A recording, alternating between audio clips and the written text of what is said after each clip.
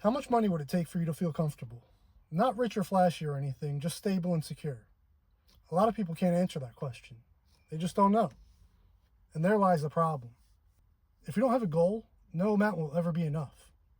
You'll keep upgrading your wardrobe, your car, your home, and lifestyle. But if you do know what that number is, whatever it may be, that should be your goal. And what happens after you reach your goal is what's important. Because that goal should also be your cap. I don't mean you can't make more money than that. I mean anything above that number shouldn't be used to upgrade, it should be used to build. Saving, investing, being generous, philanthropic, and charitable. See, it's never even crossed most people's minds to ask themselves how much they're chasing. They just keep chasing more. More stuff, more money, more status, thinking it'll make them feel better. And when it doesn't, because they're not keeping any more of what they make, they just move the finish line and keep running. If I asked you why you want to make more money, what would you say? Less stress or pressure, more stability or freedom. But if you don't know how much would make you feel that way, no amount ever will. We need to actually stop and define what enough looks like. It's not about how much you make. I've seen people make $200,000 a year who are stressed and buried in bills. It's about how clearly you've defined what you need and how much is enough. When you stop moving the goalpost, you give yourself a real destination. And you can start to see what life looks like after you've reached that destination.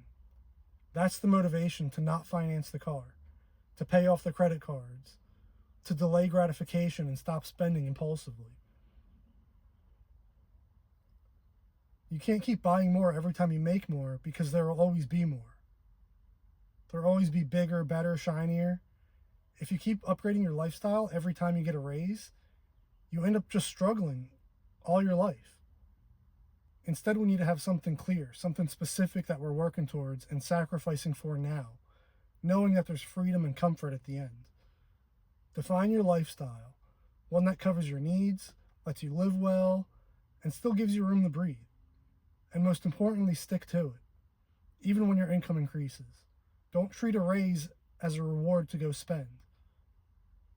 Make intentional decisions with your money. Spend on what matters to you, not out of boredom or impulse. That's why I tell everyone they need a budget. They help you prioritize what you really value. And anything beyond that is your margin. And that's what we're really talking about here, margin. That's just the space between what you earn and what you spend. It's what's left over after your bills are paid and your needs are covered. Growing your margin is building wealth. Margin is what lets you walk with confidence and helps you sleep at night. And margin doesn't happen by accident. You have to create it on purpose. If your paycheck hits your account and it's gone 2 days later, you have zero margin. And it's not just letting what's left over sit in your checking account until something comes up. It's about being intentional, deciding not to let your lifestyle look nice every time your paycheck does, and deciding how it's going to work for you instead. You don't need to earn more to build wealth, you just need to keep more of what you earn. So now if someone asked you how much would it take for you to feel comfortable, not wealthy, not elite, just secure, what would you say? That's your real goal. That's your cap. Anything beyond that isn't for more stuff. It's for freedom.